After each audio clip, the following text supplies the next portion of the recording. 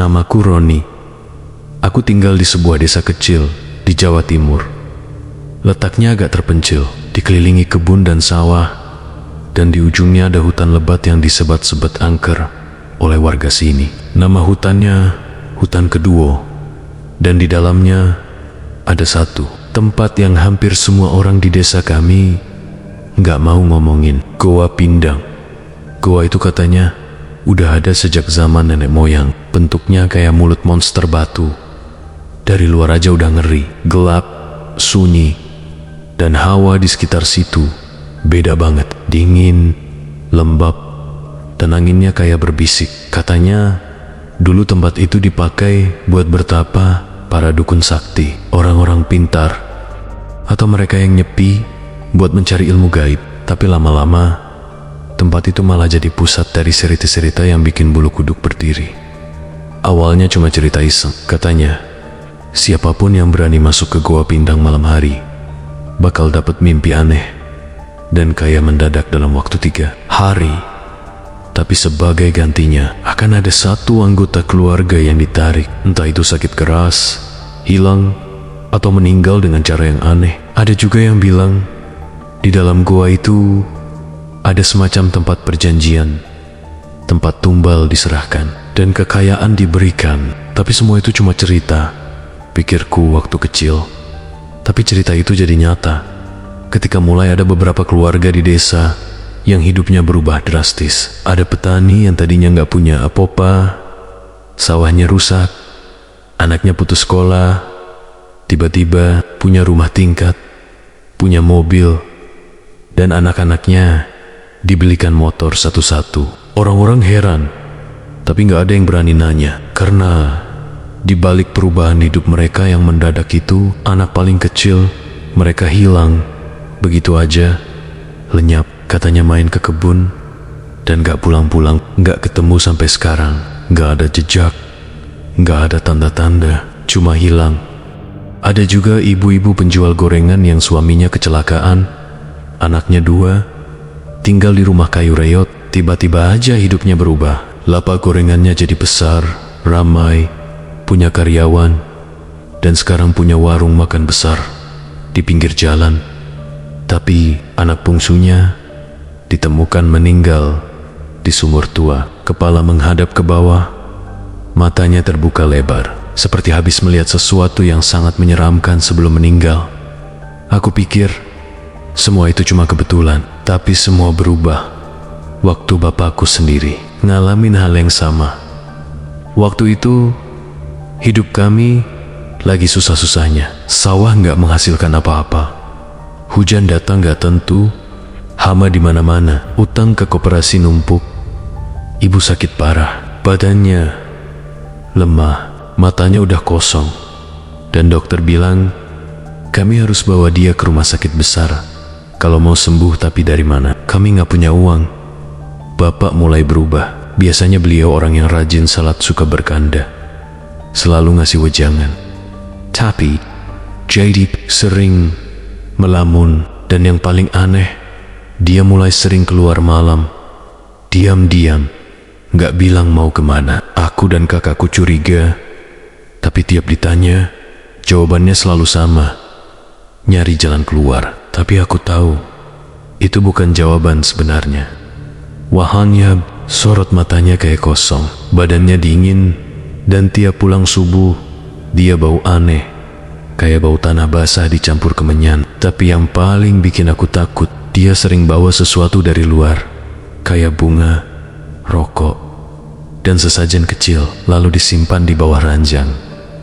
Minggu demi minggu berlalu, dan semuanya berubah cepat banget. Rumah yang tadinya reot, tiba-tiba direnovasi, tembok dicat ulang, lantai diganti keramik, dan yang paling mengejutkan, ada sepeda motor baru di halaman. Bukan cuma itu, ibu juga sembuh total. Padahal sebelumnya nggak bisa bangun dari tempat tidur, sekarang malah bisa masak dan bercanda seperti biasa. Semuanya terjadi kayak mimpi. Awalnya aku senang, tapi hati, rasa was-was itu makin kuat. Aku ingat cerita-cerita orang soal pesugihan Goa Pindang, dan rasa takutku jadi kenyataan ketika Bayu, adik bangsuku, hilang secara misterius. Hari itu dia main di halaman belakang. Sore masih kelihatan main layangan sambil ketawa-ketawa sendiri. Tapi menjelang maghrib, dia nggak kelihatan. Aku pikir dia main ke rumah temannya, tapi sampai malam dia nggak balik. Kami cari keliling desa, ke rumah-rumah tetangga, ke sungai, ke sawah, semua tempat kami datangi. Tapi Bayu benar-benar hilang. Yang lebih aneh, Bapak malah tenang-tenang aja, kayak nggak kaget, nggak panik. Waktu aku tanya, dia cuma jawab singkat, "Bayu baik-baik aja." Tapi aku lihat matanya berkaca-kaca. Dia tahu sesuatu, tapi nggak mau ngomong. Sejak malam itu, suara tangisan kadang terdengar dari dapur belakang. Tapi waktu dicek, nggak ada siapa-siapa. Ibu juga beberapa kali mimpi buruk. Katanya Bayu datang dalam mimpi dengan tubuh kotor dan mata minta tolong. Aku mulai mimpi juga. Mimpi itu sama berulang-ulang. Aku berdiri di depan goa pindang, dan dari dalamnya ada suara kecil memanggil, "Mas, tolong aku." Dan setiap aku coba masuk, ada sosok besar gelap yang menghalangi. Lalu semuanya gelap dan aku terbangun dalam keadaan keringat dingin. Aku mulai yakin ini semua bukan kebetulan. Bapak pasti sudah melakukan perjanjian dan Bayu dijadikan tumbal. Aku mulai kumpulkan informasi, tanya ke orang-orang yang pernah tinggal lama di desa ini. Kebanyakan takut bicara, tapi ada satu kakek tua, Mbah Kromo, yang pernah kerja jadi mandor di hutan zaman dulu. Dia bilang, goa pindang itu tempatnya jin pesugihan kalau masuk dengan niat tertentu dan bawa sesajen yang tepat. Mereka kasih apa yang kamu minta, tapi tiap doa yang dikabulkan harus ada bayarannya. Kadang bukan uang, tapi nyawa. Dan semua itu mulai masuk akal sekarang. Aku belum berani cerita sama ibu. Aku takut dia makin down. Tapi sejak saat itu, aku cuma punya satu tujuan, cari tahu kebenaran soal goa pindang. Kalau bisa, bawa Bayu kembali. Entah gimana caranya, karena di dalam hati kecilku, aku masih percaya Bayu belum sepenuhnya hilang. Dia masih ada di dalam sana, di tempat yang gak kelihatan, tapi bisa dirasakan.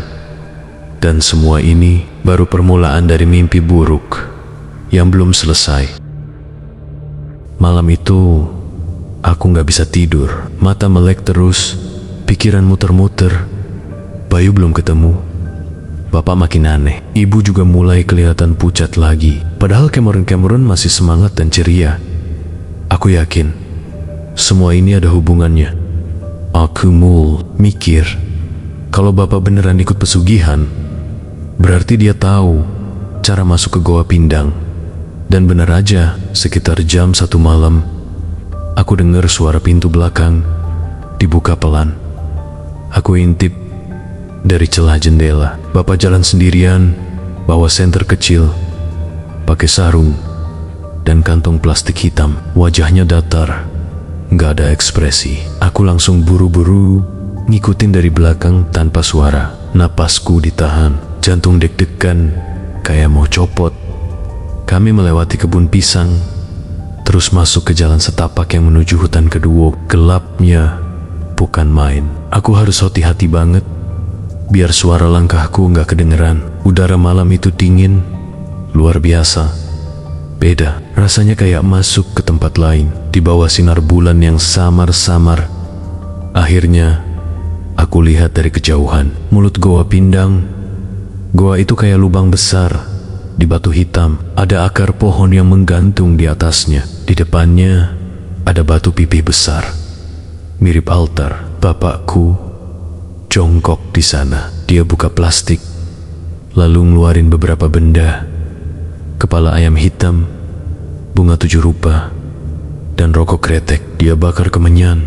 Asapnya naik tinggi dan tebal, kayak kabut.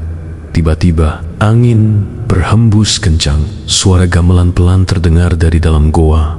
tapi gamelannya aneh. Nadanya sumbang, kadang pelan, kadang kayak ditarik-tarik mundur. Buluku langsung meremang, kakiku gemetar. Bapak duduk bersila, mulai komat kamit, entah baca apa. Lalu dari dalam goa muncul sosok. Aku gak lihat wajahnya jelas, cuma bayangan hitam tinggi, besar, tapi matanya merah menyala seperti bara api. Sosok itu berdiri di ambang pintu goa, diam. Lalu Bapak angguk pelan, kayak menyetujui sesuatu. Aku gak kuat lihatnya. Air mata jatuh sendiri. Aku sadar, Bapakku memang telah menyerahkan Bayu. Mungkin bukan dengan niat jahat, tapi karena terdesak keadaan. Tapi apapun alasannya, Bayu jadi korban.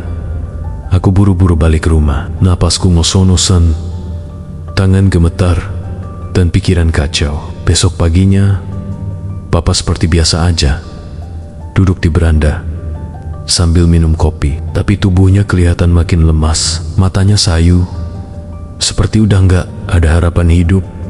Aku coba ajak ibu ngobrol, tapi dia masih menyangkal semuanya. Katanya, Bapak cuma stres, dan Bayu pasti ketemu. Tapi aku tahu, ibu juga takut. Dia juga pernah dengar cerita-cerita soal pesugihan itu. Tapi sebagai istri, dia lebih memilih diam. Mungkin karena dia ngerasa gak punya daya buat melawan keputusan Bapak. Beberapa malam kemudian, aku mimpi lagi. Mimpi itu masih sama. Aku berada di depan goa Pindang, tapi kali ini aku masuk.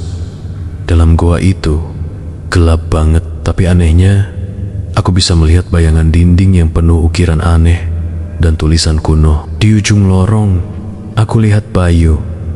Dia duduk bersila, pakai baju putih yang kotor, mukanya pucat, tapi dia tersenyum ke arahku. "Mas, aku kedinginan," katanya pelan. Aku jalan mendekat, tapi setiap aku melangkah, jaraknya makin jauh. Bayu mundur perlahan, dan dari belakangnya mongkil tenggen-tenggen hitam yang menarik tubuhnya ke dalam kegelapan. Aku teriak, "Bayu, jangan!" Tapi JD, dan saat aku bangun, tubuhku basah kuyup oleh keringat. Malam-malam selanjutnya makin menyeramkan. Di rumah sering terdengar langkah kaki anak kecil. Mainan Bayu yang disimpan di lemari jatuh sendiri. Piring pecah tanpa sebab. Dan tiap malam Jumat terdengar suara gamelan sangat pelan dari arah hutan. Warga desa juga mulai berbisik-bisik. Katanya mereka pernah lihat bayangan anak kecil berdiri di pinggir sawah, lalu menghilang begitu saja. Bajunya putih dan wajahnya mirip Bayu. Aku makin yakin arwah Bayu belum tenang. Dia terjebak di dalam sana, dan aku harus melakukan sesuatu. Tapi apa aku cukup berani? Aku akhirnya pergi ke rumah Mbah Kromo, orang tua paling sepuh di desa kami. Dulu dia pernah jadi mandor penebangan kayu di hutan Keduo. Dia yang tahu paling banyak tentang Goa Pindang. Mbah Kromo menatapku lama setelah aku cerita semuanya. Wajahnya keriput, tatapannya dalam. "Kowe wis ndelok tuyule," katanya lirih. "Goa Pindang iku ora mung goa biasa. Kuwi dalan antaraning jagat iki karo jagat gaib. Barang sapa sing lebu karo niat golek kekayaan, kudu nggo tumbal. NGGAK bisa ditawar." Asterisk aku. Tapi Bayu masih di sana, Mbah. Aku yakin. Aku pengen selamatin dia. Mbah Kromo diam cukup lama, lalu masuk ke dalam rumah dan kembali membawa bungkusan kain putih. Isinya kemenyan, bunga kenanga, minyak wangi, dan segumpal tanah liat dari makam tua. Dia juga kasih aku raja kecil di kertas lusuh. "Yen pensen atimu wis manteple wingi malam Selasa kliwon dena singpa. Tapi elinga nenek kowe mlebu, nyawamu taruhannya. Yen ora kuat, awakmu bisa hilang kayak adikmu." Aku mengangguk pelan. Meski takut, tapi aku tahu kalau aku nggak lakuin ini, arwah Bayu nggak bakal pernah tenang. Dan Bapak sudah terlalu dalam masuk ke dunia itu. Malam itu juga, aku siapin semua perlengkapan. Aku tahu jalan ke Goa Pindang, aku tahu waktunya. Dan aku sudah siap, setidaknya lebih siap dari sebelumnya. Karena malam ini, aku akan masuk ke dalam kegelapan untuk mengambil kembali adikku yang direnggut oleh pesugihan. Malam itu, aku berangkat sendiri. Waktu menunjukkan pukul 11 lewat sedikit. Langit mendung, gak ada bintang sama sekali. Angin malam berhembus pelan, tapi bawa hawa dingin yang beda. Badanku menggigil, bukan cuma karena cuaca, tapi karena takut yang udah nyampur sama nekat. Di kantong plastik kecil, aku bawa semua yang dikasih Mbah Kromo. Bunga kenanga, kemenyan, tanah kuburan, dan raja di kertas lusuh. Di dada, aku simpan harapan. Semoga Bayu bisa aku selamatkan. Aku masuk ke jalan setapak menuju hutan. Gelapnya bukan main. Senter kecil yang aku bawa cuma bisa menerangi beberapa langkah ke depan. Tapi entah kenapa, aku merasa kayak ada yang ngikutin dari belakang. Makin cepat, tapi rasa merinding makin kuat. Beberapa kali aku toleh ke belakang, tapi nggak ada siapa-siapa. Hutan ini benar-benar hidup. Suaranya sunyi, tapi ramai, kayak bisikan pelan atau hembusan napas dari balik pepohonan. Sampai akhirnya aku sampai di depan mulut Goa Pindang. Aku berdiri diam beberapa menit. Nafas terasa sesak. Mulut goa itu menganga gelap, diam-diam menatap balik ke arahku. Di sekitarnya dipenuhi lumut dan akar pohon. Tanah di bawah, kakiku lembab dan dingin. Senterku mulai redup. Aku buru-buru nyalakan kemenyan dan taburkan bunga kenanga seperti yang dipesankan Mbah Kromo. Lalu aku bacakan raja pelan-pelan. Kata-katanya aneh, bahasa Jawa kuno, tapi aku coba ucapkan dengan hati-hati, meskipun lidahku kaku. Setiap kata yang kuucapkan, hawa di sekelilingku berubah. Dingin makin terasa menusuk tulang, dan dari dalam goa muncul bau anyir bercampur kemenyan terbakar. Tiba-tiba, goa itu seperti bernapas. Angin keluar dari dalamnya pelan-pelan, dan terdengarlah suara gamelan. Pelan, lirih, tapi jealous. Suaranya seperti berasal dari dasar bumi. Aku tahu itu undangan. Goa ini membukakan diri untukku. Dengan tubuh gemetar, aku melangkah masuk. Di dalam goa gelap total, tapi mataku perlahan menyesuaikan. Dinding goa terasa lembab, dingin, dan penuh ukiran aneh yang bersinar redup. Setiap langkahku terasa berat, seperti ada beban tak terlihat yang menahan. Tapi aku terus jalan. Di ujung lorong, aku lihat cahaya remang-remang. Aku dekati, dan dari kejauhan aku lihat sosok kecil duduk bersila. Bayu. Dia duduk memunggungi aku. Tubuhnya kurus, rambutnya acak-acakan. Aku pelan-pelan mendekat Bayu. Panggilku pelan. Dia menoleh, matanya kosong, pucat, tapi wajahnya masih sama. Wajah adik kecilku, Mas. Suaranya lirih, serak. Aku lari mendekat dan peluk dia erat, tapi aneh. Tubuhnya dingin, seperti batu. Dan saat aku memeluknya, seluruh goa bergetar. Suara gamelan berubah jadi kacau. Dinding goa mengeluarkan suara gemeretak seperti tulang retak. Dari dalam kegelapan muncul sosok-sosok tinggi besar, hitam, matanya merah semua. Jin pesugihan. Mereka datang. Aku berdiri sambil menarik Bayu. Dia adikku. Aku gak akan ninggalin dia di sini, teriakku. Salah satu dari mereka melangkah, mendekat.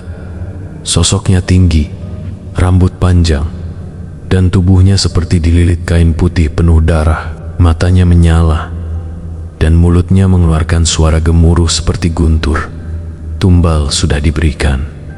tidak bisa ditarik kembali. Aku buka rajah di dadaku.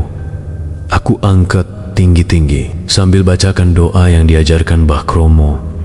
Tanganku gemetar, tapi aku nggak berhenti. Kinjin itu meraung. Salah satu dari mereka mundur.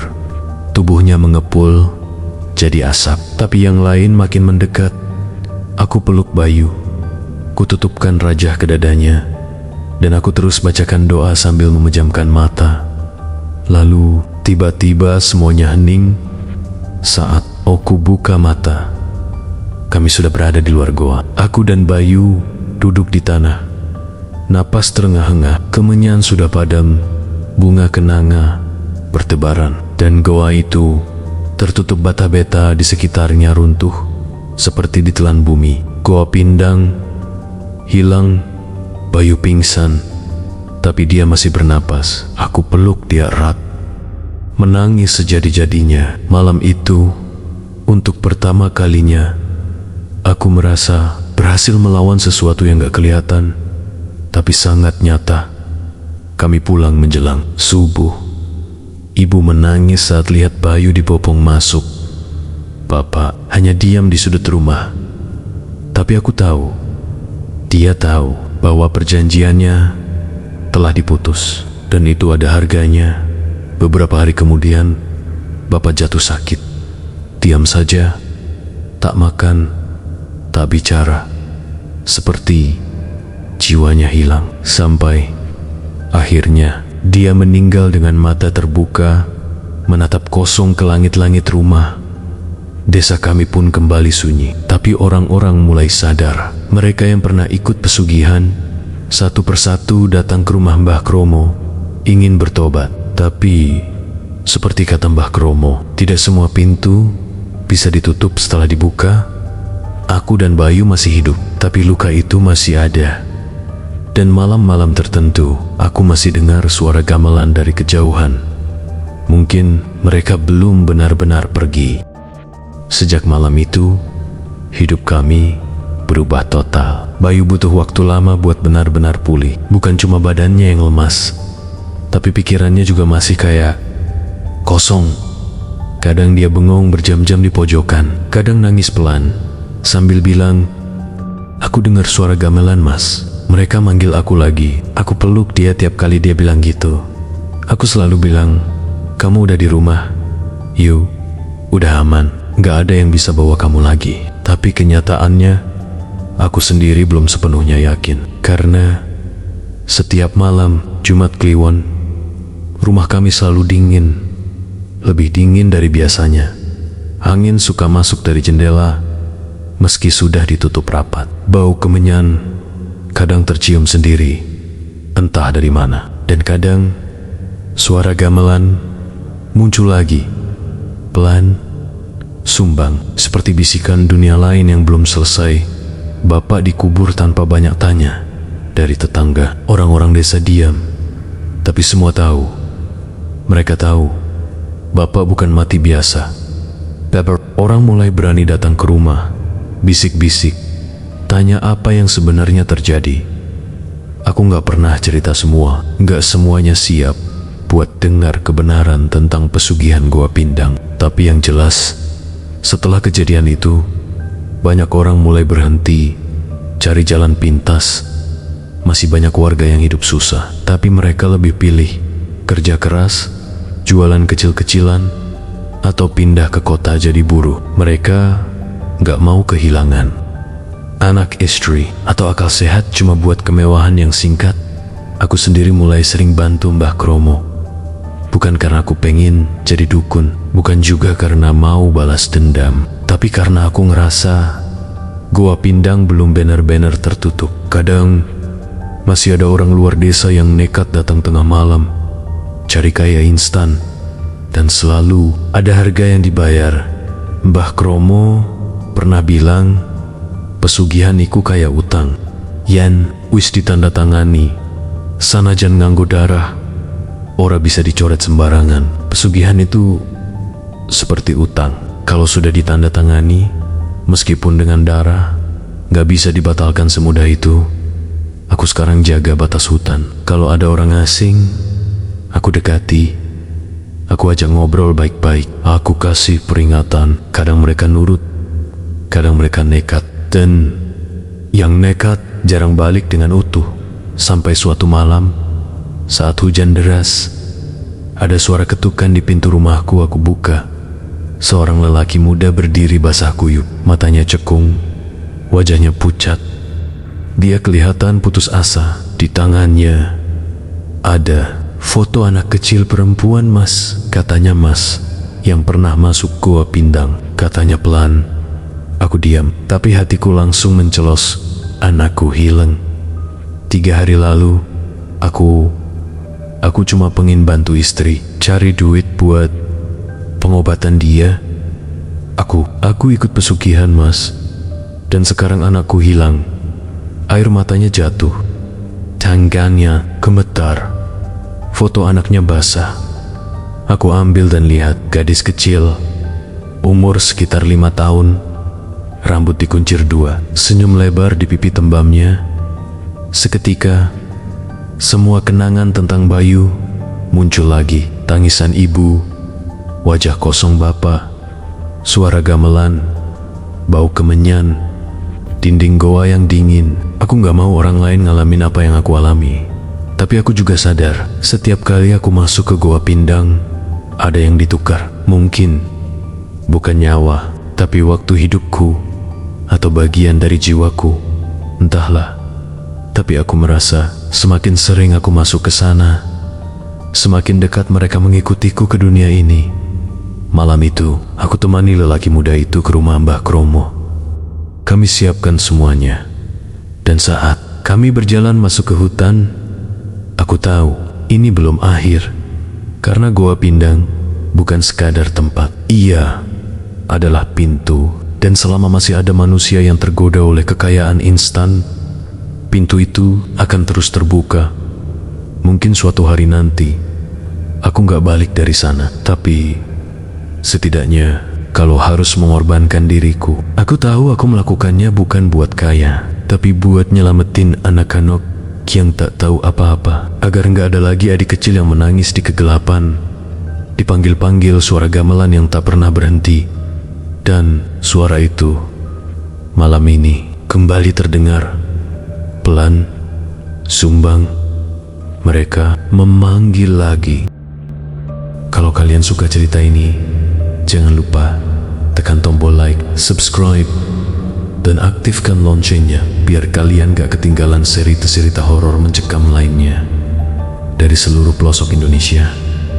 Dan kalau kalian punya cerita horor pribadi, kisah mistis dari daerah kalian yang pengen banget dibawain di channel ini, langsung aja hubungi kami lewat link di deskripsi. Siapa tahu cerita kalian jadi konten berikutnya yang bikin orang merinding. Sampai jumpa di cerita selanjutnya.